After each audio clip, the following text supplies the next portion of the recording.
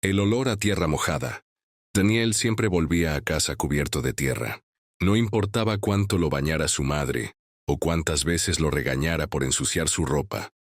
Cada tarde llegaba con el mismo olor espeso y húmedo. Un hedor a tierra mojada que parecía pegársele a la piel. ¿Dónde estuviste?, le preguntó una tarde, mientras sacudía su chaqueta y veía caer pequeños terrones de barro al suelo. El niño la miró con una sonrisa. Jugando con los otros niños. ¿Qué niños? Daniel frunció el ceño, como si la pregunta le pareciera extraña. Los del parque, mamá. Los que están bajo la tierra. El estómago de su madre se encogió. ¿Cómo dices? Nada, dijo el niño encogiéndose de hombros. Esa noche, mientras lavaba su ropa, su madre encontró algo en los bolsillos de su pantalón. Al principio pensó que eran piedritas, pero cuando las sacó y las vio bajo la luz, se le heló la sangre. Eran pequeños dientes humanos. El siguiente día, lo siguió al parque. Desde lejos, lo vio correr entre los árboles y detenerse junto a un área donde la tierra se veía removida. Daniel se arrodilló y empezó a cavar con las manos desnudas, murmurando algo en voz baja. Cuando su madre se acercó lo suficiente, lo escuchó claramente. No se preocupen. Ya los encontré a todos. Su corazón martilleaba contra su pecho. ¡Daniel!, lo llamó con la voz temblorosa. El niño giró la cabeza con el rostro cubierto de tierra. Y una expresión de triunfo. Pero falta uno más, mamá. Ella tragó saliva. ¿Uno más? Daniel se levantó lentamente y se acercó a ella. Sí, el que va aquí, antes de que pudiera reaccionar. El niño levantó la pala que había escondido tras su espalda y le golpeó la cabeza con todas sus fuerzas. El mundo se volvió negro. Cuando despertó, su cuerpo estaba frío. No podía moverse. No podía gritar. La tierra le cubría el rostro. Y sobre ella podía escuchar la voz de su hijo susurrando. Ahora sí estamos todos. El aula 101. En la escuela Santa Teresa, nadie entraba al aula 101. Se decía que una maestra había muerto allí, y su fantasma aún daba clases. Carlos nunca creyó en esas historias, hasta que cometió el error de entrar. Era viernes por la tarde y se había quedado solo en la escuela por un castigo. Mientras salía, pasó frente al aula 101 y notó que la puerta, siempre cerrada, estaba entreabierta. Sin pensarlo mucho, entró. Dentro, un grupo de alumnos estaba sentado en completo silencio, mirando al frente. No reconoció a ninguno. Sus uniformes eran antiguos y descoloridos. Al fondo, una maestra escribía en el pizarrón, con una tiza que chirriaba en el aire pesado del aula. Su cabello recogido parecía inmóvil y su postura era antinatural. Carlos dio un paso más. Nadie reaccionó. Algo estaba mal. Uno de los alumnos inclinó lentamente la cabeza. Luego otro y otro. Fue entonces cuando lo notó. Todos tenían los labios cosidos. El hilo oscuro dejaba cicatrices alrededor de sus bocas, pero aún así, Carlos los escuchó susurrar en su mente. No debiste entrar. La maestra dejó de escribir. Su mano se detuvo en seco. Giró lentamente, con cada vértebra de su cuello crujiendo al moverse. Su rostro era una pesadilla, piel grisácea, ojos hundidos y una boca demasiado abierta, como si la hubieran obligado a enseñar para siempre. Extendió su mano huesuda y señaló un pupitre vacío en la primera fila. «Toma asiento», susurró con voz ronca y quebrada. Los alumnos levantaron la cabeza al mismo tiempo. Carlos sintió un dolor agudo en los labios. Tocó su boca y sintió hilos tensos. Intentó gritar, pero no pudo. El lunes siguiente, un profesor pasó lista en su aula como siempre. Nadie mencionó a Carlos. Nadie notó su ausencia, como si nunca hubiera existido. La muñeca de la abuela. La pequeña Valeria recibió la muñeca de porcelana en su cumpleaños. Era un regalo de su abuela, quien la había guardado durante décadas. «Era mía cuando era niña», dijo la anciana con una sonrisa extraña. «Ahora es tuya». La muñeca tenía el rostro delicado, con mejillas sonrojadas y labios pálidos, pero lo más inquietante eran sus ojos, grandes, de vidrio azul que parecían seguirla. «¿Cómo se llama?», preguntó Valeria. «Ella te lo dirá». Esa noche, la niña la dejó en una silla junto a su cama.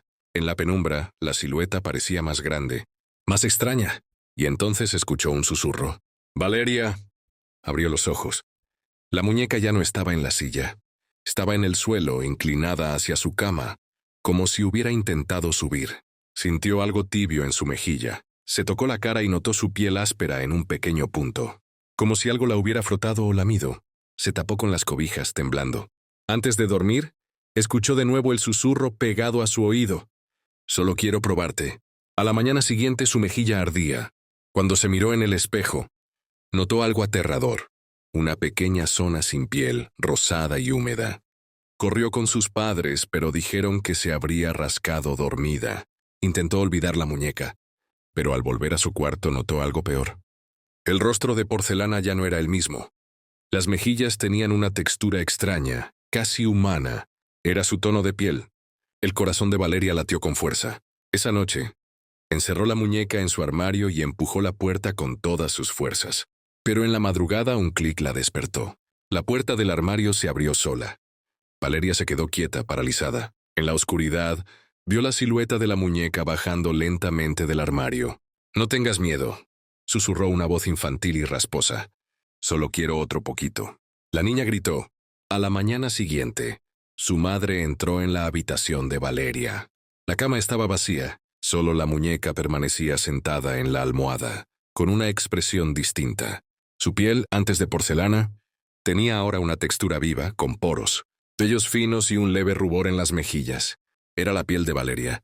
La mujer sintió náuseas y tomó la muñeca con manos temblorosas. Los ojos de vidrio parpadearon, y entonces la muñeca sonrió. En su pequeña y pálida boca sobresalía un diente. Uno de los dientes de Valeria. La niña de la morgue. El Hospital San Gabriel era antiguo, con pasillos lúgubres y una morgue en el sótano, donde pocos querían quedarse solos. Raúl, el asistente forense, siempre había ignorado los rumores sobre susurros y sombras, hasta que la vio. Pasada la medianoche, mientras trabajaba, escuchó el crujido de un columpio. No tenía sentido.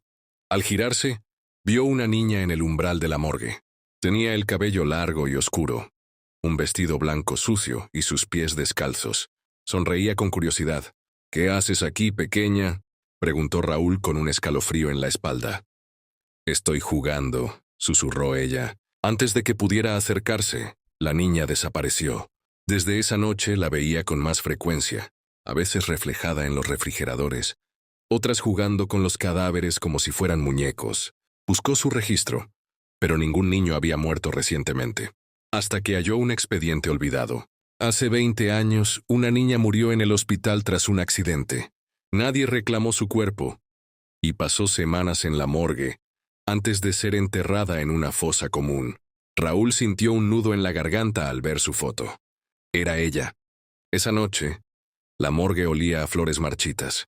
La luz parpadeaba más de lo normal, y entonces la sintió. Se giró lentamente. La niña estaba allí, mirándolo con la cabeza inclinada y una sonrisa amplia. «¿Me ayudas a encontrar mi cama?». Raúl tragó saliva. «¿Tu cama?». Ella señaló un refrigerador entreabierto. Era el mismo donde había estado su cuerpo. Las puertas de los refrigeradores comenzaron a abrirse solas, dejando escapar un aire gélido. «¿No quieres jugar conmigo?», susurró la niña. Raúl sintió un tirón en la pierna. Algo lo arrastraba hacia el refrigerador. Intentó resistirse, pero su cuerpo se debilitaba. Lo último que vio antes de que todo se volviera oscuridad fue a la niña, balanceándose en el aire como si estuviera en un columpio, con una sonrisa más amplia que nunca. La oración. El orfanato Santa Lucía era un lugar tranquilo durante el día, con risas de niños corriendo por los pasillos y cuidadoras ocupadas en sus labores. Pero de noche el ambiente cambiaba. La calma se volvía un silencio tenso, espeso, como si el edificio mismo contuviera la respiración. Fue en su primera noche como cuidadora cuando Julia notó algo extraño. A las 3 a.m., un murmullo la despertó. Al principio pensó que eran sus compañeras hablando en el pasillo. Pero cuando se asomó, vio algo que la dejó helada. Todos los niños estaban despiertos, con sus labios moviéndose en un rezo monótono e inentendible. «¿Qué están haciendo?», preguntó sintiendo un escalofrío. Los niños no respondieron. Susurraban en un idioma que Julia no reconocía, como un cántico antiguo. «A dormir ahora». Los murmullos cesaron. Julia sintió un alivio momentáneo, hasta que uno de los niños la miró directamente a los ojos y, Con voz tranquila le dijo, si dejamos de rezar, ella vendrá otra vez. El miedo le recorrió la espalda. ¿De quién hablas? El aire se volvió pesado. Y entonces, en la penumbra, Julia la vio. Una figura alta y delgada estaba parada en la esquina del dormitorio. Un rostro sin rasgos, una silueta envuelta en sombras. No caminaba, no flotaba. Simplemente aparecía cada vez más cerca. Julia sintió que el corazón le martillaba el pecho.